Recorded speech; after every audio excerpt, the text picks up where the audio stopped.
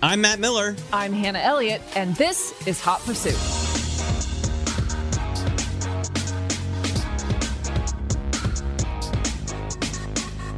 All right, we have a fantastic podcast for you today. We're going to touch on Formula One, give you the update on the Ferraris we were talking about last week. But we also have a special guest, a recurring guest, Barry Ritholtz.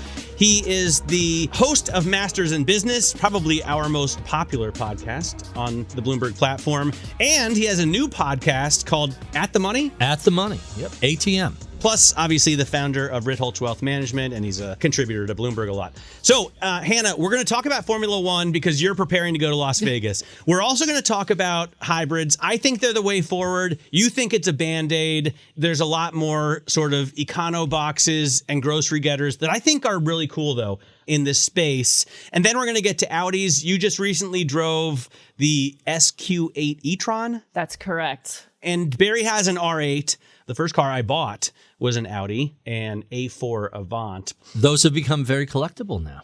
And mine was a 2.5 TDI, which I loved with so much. Stick shift? Or? Yes, obviously. Yeah, those have become desirable. All right, let's kick it off, though, with Formula One, because I guess, you're getting ready to head out to Sin City, and what do you expect? It's going to be very interesting because when Formula One and Liberty Media, which owns Formula One, entered into this deal with the city of Las Vegas to host the race, it seemed like a home run, like a match made in heaven. I mean, it's Vegas, which of course is sort of the party center of the world right now, and has a bunch of great professional sports teams. We've got hockey, we've got NFL, we're going to get some baseball. The Bellagio, Wynn Resorts, the Sphere. Oh, let's not forget the Sphere. There's so much there, and the food's great, all of this stuff. There's Jean-Georges restaurants. But the thing is, and Formula One's been doing great in the U.S., but in the past month or so, it's been really weird because ticket prices have been dropping. Both ticket prices for general entry into the Grand Prix, hotel room rates have been dropping, and it's kind of creating this feeling that maybe Vegas bit off more than it can chew. It's possible organizers sort of got a little bit too greedy with how they price things, and people are just not having it. That's crazy. So if I decided, I am going to go see Formula One this weekend and skip the birth of my second daughter, you think I could get tickets? Oh, you'd have no problem getting tickets. Now, I will say you might pay like $600 or $700 a night for a hotel room at the Venetian, but that's pretty typical. And it's actually far less than you would have paid had you tried to get a room a month ago or 2 months ago. So this is an expensive sport and an expensive city. But compared to what prices were listed at a month or 2 months ago, you're going to get a deal, and there's plenty of tickets to go around. There are plenty of flights from LA to Vegas. So Barry, would you go? The problem with Formula One is, you're in a corner, you're watching the cars go by. It's not, I know it's very visceral and very exciting for a few moments. That's the best part. But then you're there for another 4 hours, and it's a sport that's so great on television. It's very comfortable. You really can see stuff. Everyone should go do it once. I don't know if I need to do this in Vegas. And the thing I'm wondering about, how much of this is specific to Las Vegas and how much of this is just, hey, the economy is moving along, inflation is coming down, but we're starting to slow down. When you look at what's going on with auction prices of used cars, 911s, Ferraris, whatever, or even watches, everything seems that had run up in 20 and 21 and 22. It's all softening. I wonder if this is a broader macro concern. I think that's a really interesting point. And we talked about this Ferrari last week, this Ferrari 250 GTO that was going to go on sale. And to your point, Barry, yes, it sold this week for almost $52 million, but that was actually far less than RM Sotheby's had hoped to get for the car. And they were saying, in excess of 60 million. The hammer price on that Ferrari was actually 47. So yes, this is a very expensive car, but relative to where it was supposed to be, quote unquote, it's really down. And to your point, Barry, I think this YOLO economy is over. Yeah, we saw this week, Bloomberg put out a story, prices for Rolex and Patek Philippe watches, the ultra luxury, super high-end watches on the Bloomberg Subdial Index have come crashing down. They were off 1.8% last month to the lowest level since 2021. Do you think that's the problem with F1, or is the sport too boring? The engines aren't big enough. No one passes.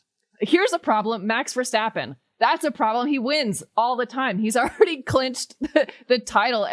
He's won like 17 of the last 20 races. It's pretty predictable at this point. Even second place is pretty predictable. And the other thing, to Barry's point about the TV viewership, this race starts at 10 p.m. Pacific time, which means you're going to have to be a diehard fan. Whoa. To watch it. It really is 1 a.m. East Coast time. I did not know that. There are not many people who are going to be up at 1 a.m. in New York, I don't think, to watch this race. You can always watch it the next day on the replays. Yeah, I'm a huge fan of MotoGP, as you know, because it's a far better sport. There's a lot of passing. There's a lot more strategy. You have tons of different winners. And I just have a subscription to MotoGP.com, and then I watch it after the race is over because it was inevitably in Indonesia, and then it doesn't come on until, like 8 in the morning on a Sunday. I'm not up at that point. I think it could be a bunch of different factors, from an economy that's slowing down to Max Verstappen winning every time. But are we still going to see, is Brad Pitt going to go? Is Puff Daddy going to go? Are all the celebrities going to be there and having $15,000 dinners? Yes, I think so. Maybe more interesting than Brad Pitt, David Beckham will be there. I don't know if you've seen the latest Beckham. There's nothing more interesting than Brad Pitt. Yeah, I thought it was so good. I'm a big Victoria Beckham fan after that. But yeah, Shaq will be there. There will be celebrities there. It's going to be fun no matter what. How can you not have fun in Las Vegas? And I will say organizers are saying that they're expecting record revenue. Regardless of anything, they're on track to, quote unquote, sell out of tickets. This is what they're telling us. So it's still going to be great. It's going to be great fun. Anyone who's going should really pack their coats, though. It's going to be pretty cold. In Las Vegas? 10 o'clock in the desert in November is cold. True. Desert. Yeah. Yeah, if you go to Vegas and you can't have fun, you're not doing it right. Right. Do you like Vegas, Barry? No, I can't stand it. But, for a couple nights with... yeah, if I have to. There's great restaurants, there's great shows, but not my first choice of destination. When they finally nuke that part of Nevada, and the whole area is just silicon glass, it'll be fine. I went to Lamborghini driving school there. That's a different story. That was awesome. You can rent a World War II Spitfire and go up with a pilot. That's worth doing. And Vegas is the only place that'll let you sign off and say, sure, I'll take my life in my hands in a 80-year-old World War II plane. Let's go. I'd like to shoot an Uzi in the desert. Right. Go. Vegas. Yeah, sign up. Vegas, that all counts as Vegas, though. So yeah, I guess. Vegas is a lot more than just the Strip. Totally even agree. Driving out to the Hoover Dam's really cool. And I do think sort of dusty hotels where Elvis played and Sinatra are really cool. There's amazing off-roading out there.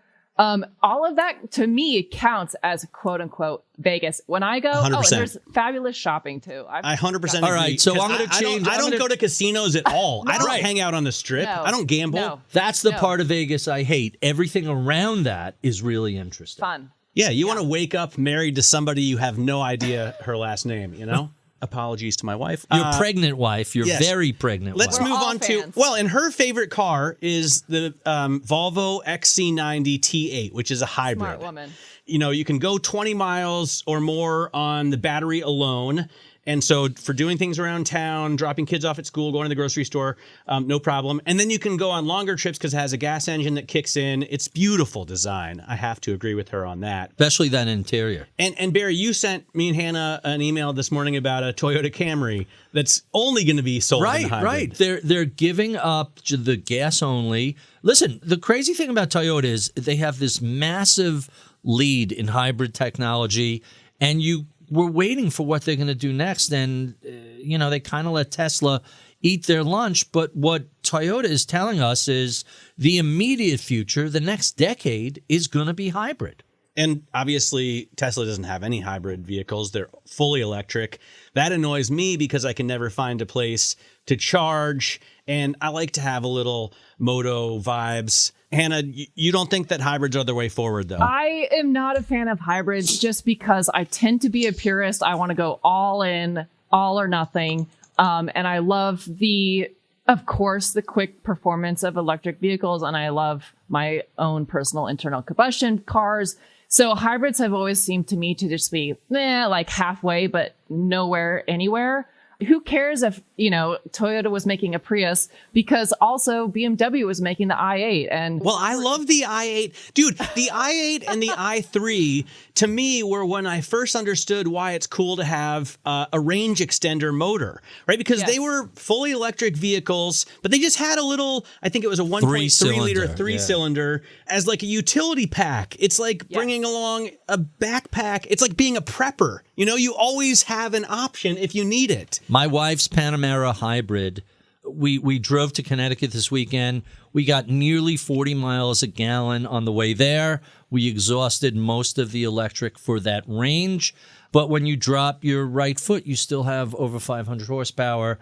And that car really goes when you want it to go. So to me, it's the best of both worlds. Almost 40 miles a gallon on a 100-mile trip into the woods in Connecticut, and somewhat less on the way home without any electric. I always say there's no replacement for displacement, but I think batteries might be that replacement. I'm driving right now a Kia Sorento PHEV. And aside from all the other stuff that's impressive about it, and there's a ton of stuff, it's got a locking center diff. It's got this really cool technology where when you put your turn signal on in your center display, you can see your blind spot. And in fact, all of the Hyundai Kias do that. You signal right and it shows up in your That's right. Awesome. And you signal left and it shows up in your left dial. That should be a standard technology across the whole industry. In any luxury automotive. Okay, well, but for a Kia, I think it's really cool. I mean, for a Kia, it's got torque vectoring all-wheel drive. That's not something you expect when you're buying a Korean car. But I thought the engine was more substantial than it was when I first started driving it. I hadn't read the specs.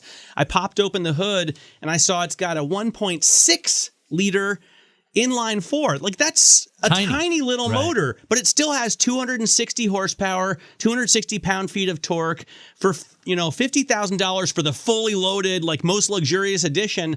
That's pretty peppy. It's a lot of truck for the money. And look, the way every one of these new manufacturers that are trying to gain traction or expand their footprint find an audience is by offering a lot of value for the money. Think back to the way Honda did this 40 years ago, or the way Toyota did it 60 years ago. So, Hannah, do you ever drive like a Kia? Because I always think, you're the one who's constantly in a Cullinan. But do you ever drive like a Korean car? This is true. Typically, no. I will openly say we do not cover typically Kia at Bloomberg Pursuits. However, I did recently drive the Kia EV9, which is their big electric SUV. I want to try that. I really, really liked it. I was surprised at how beautiful and well thought out it was. I actually really would love to go visit the factory in South Korea. I'm going to try to do that next year because Kia is really making a play to elevate themselves so that they could potentially have shoppers cross-shopping between like Volvo or Land Rover into Kia or even Audi. And I don't think that's out of the question. Based on what I've seen, we joke about it, like typically I wouldn't cover it, but the limited amount of Kia products that I have seen and driven, I actually am pretty impressed by it. And let's not forget, this is a company that also makes Genesis. I was about to bring that up. Kia is owned by Hyundai. Genesis is their version of Lexus versus Toyota. They know what they're doing. They know what they're doing. One question, though. Do you read the new Kia logo as 9-inch nails? I love the way it reminds me of 9-inch nails. That's hilarious. I'm on board with that. And by the way, I think that the new logo really helped them transition their brand a little bit from being kind of a bargain basement, Korean econobox to being something that people really would cross shop with a Range Rover. I mean, the Telluride is a beautiful car. I don't love the powertrain, but the logo, I think, helps a lot. It looks really cool. I agree. I'm with you. It's an attitude of beautiful hospitality. And I know that sounds like a PR line, but it actually is true that some of their vehicles really have this beautiful sense of a welcome environment. I wish they'd throw in a V8 once in a while. They need to make a big Halo car. There are no more V8s coming out, and they're certainly not coming out of Asia. For mass production, I just think they need to make a Halo car so that people can then feel okay buying the lower end models. That I think is it so changes. old school marketing. That's just not how it's done. We're going to give you a lot of car or truck for the money. Yes, it's only a V6, but you can tow, you could stick 6 people in the car, you could load it up with luggage, and it's not going to cost you an arm and a leg. That's the value proposition for these cars versus the cars that we really have grown up loving, the BMWs, the Mercedes, the much bigger and more expensive cars. Okay, I'm just saying, like, if Audi had never made the Quattro and won races with it, if they had never made the R8 that everybody drools over in 50 Shades of Grey, I don't know that we'd be buying, the Q3 either. And by the way, speaking of that, both of you have a connection to Audi because, Hannah, you are test driving some version of their e-tron. Barry, you, of course, have the R8. But, Hannah, first tell us about the EV that you drove. Okay, so yesterday I drove the SQ8 e-tron, which is basically it's sort of a higher performance version of the Q8, which is a 5-passenger SUV. It's all electric, starts at about $90,000. And it was beautiful. Audi has been a little bit behind when it comes to offering electric vehicles, and they're trying to make up for lost time. And so anything with e-tron at the end is their electric offering. The SQ8, despite its confusing name, was really nice. It was beautifully appointed inside. It was as quiet, actually proven by Audi, as quiet as an A8 sedan. Really nice, balanced. It's heavy. It's like a 6,000-pound SUV, so you do feel that a bit. Some people like it heavy. Yeah. Don't forget. Not if you have to make a turn. Judgment. There's no judgment. I here. like a big, heavy cruiser. We love that. We love that. And this did feel really nicely insulated and solid. And I actually have a friend who's been looking for an electric SUV, and I instantly messaged her and said, I think you're really going to love it. It's a good-looking truck. I drove also the Q8 e-tron, not the S version, but I'll say that I was disappointed that they used the Q8 moniker because I think the Q8 is one of the best designs Audi has come out with in at least a decade. It's a head turner whenever I see a real Q8 on the road. And the e-tron version is not a real Q8. It doesn't look as cool. It's more invisible. Like you can easily overlook the e-tron version. Whereas the full-fat gas Q8, it's so hulking and muscular that you can't overlook it. But it is definitely solid. That's the word I would use for it. Like it is a product that you feel like is over-engineered and is not going to break down.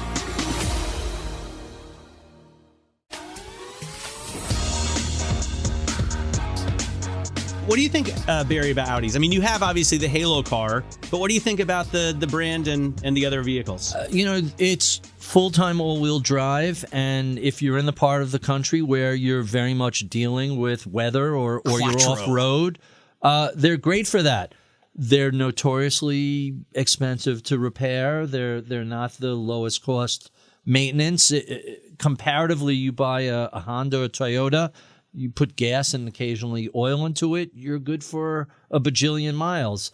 The German cars tend to be a little more finicky. My experience with Audis and BMWs, you have to build a little bit of a repair buffer, especially if you're looking for a 30,000-mile car like I know you're hunting for. Yep. They're not terrible. It's not, you speak to people with, British cars or even some of the older Ferraris, and you're writing big checks to your mechanic, but they're great cars. They're well designed. They hold up well.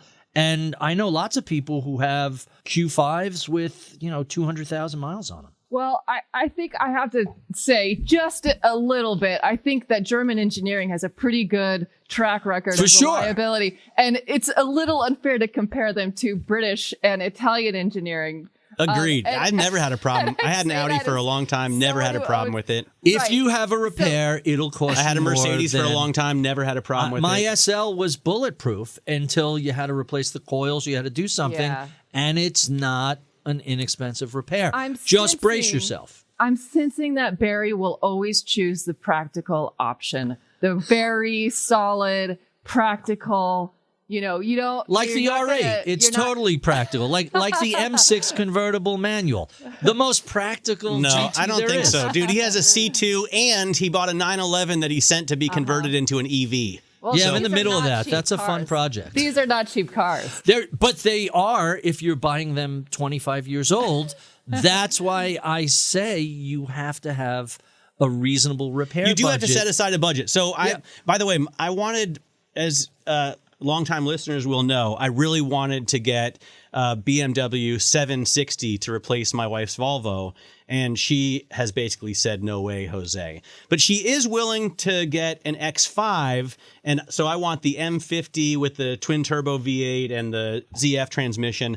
I was looking at Savage Geese on YouTube, and they have a review of it. And they were like, listen, if something goes wrong with any of the air suspenders on each corner, $1,800. That happened with my brother, and it was much more than that on his 7 Series. If something goes wrong with the transmission, you're looking at a $5,000 repair.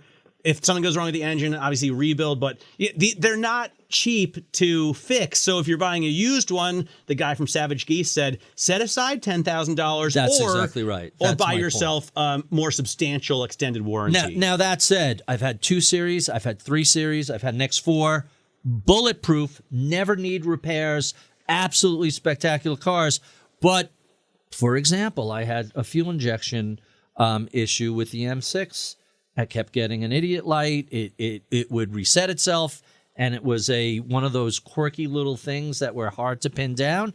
Ultimately, it was BMW who figured out what it was. Not a cheap repair. Barry, that was my only repair I've had on that car in 10 years. What was, and I want to know from Hannah too, what was the first car you ever bought with your own money? A Chrysler, 1967 Chrysler 300, cost me $100 from my uncle. Had it for about a month. My mom totaled it. Nice, though. 300. Yep. Trip the tires at any speed. You're doing 50 miles an hour, step on the gas, and off you go. They've just come out with the last year of the Chrysler 300C with a 6.4 liter Hemi in it, which I'm pretty excited. End of the Hemi line. To drive. Right. Hannah, what was the first car you ever bought? That was a 69 Buick Skylark that I paid also $100 for. I split it with my sister. We bought it from a church lady who charged us $200. And I was deeply embarrassed of it and sold my half to my sister as quickly as I could. No. Yep. But what a cool car. It was absolutely cool. She was far more advanced in her thinking about design and history than I was at the time. I was so embarrassed of that car. But she loved it. I think I just Googled it. Look at this, Barry. What a cool car. Olive green, black interior, beautiful steering wheel. Not the highlight of American automobile manufacturing. Dude, I think it's awesome. I would like to have one of those today. My first car ever, because my dear late grandmother, bless her soul, gave me $10,000 when I graduated from college, and I put it on a down payment for an Audi A4 Avant. In the year 2000. I was living in Frankfurt at the time, so I got to drive it on the Autobahn. It had a 2.5 liter TDI, so it was diesel, but it had 180 horsepower and it's pretty light, so it really got moving. I could do like top speed 220 in kilometers per hour, so that's like 130 miles per hour. And I did that. College age when you're doing? Well, I was a little older. I was like 25. And those diesels run forever also. Those are 300,000 mile cars. Yeah, that was a great vehicle. What happened to that car, Matt? I had to sell it when I moved to London a few years later because of because the British drive on the wrong side of the road. So it wouldn't have made sense. And also, I think I was broke after a few years and needed the money. That does it for this episode. Barry, thank you so much for joining us. Real pleasure to have you. I just want to point out that anyone who wants to follow me at Matt Miller 1973 on Instagram can do so. Matt Miller 1973. My Instagram is Hannah Elliott XO. I will not be sharing my birth year with anybody who asks, and it's rude of you to ask. And you can also find me on Bloomberg.com and sometimes on the radio with Matt and sometimes with Barry. Follow me on Twitter at Ritholtz for as long as Twitter hangs on by its fingernails. It's doing a full Friendster. We're circling the drain. We'll see what the new year brings. I guess that's it for Hot Pursuit. You can catch more at the same time, same place next week. I'm Matt Miller. I'm Hannah Elliott, and this is Bloomberg.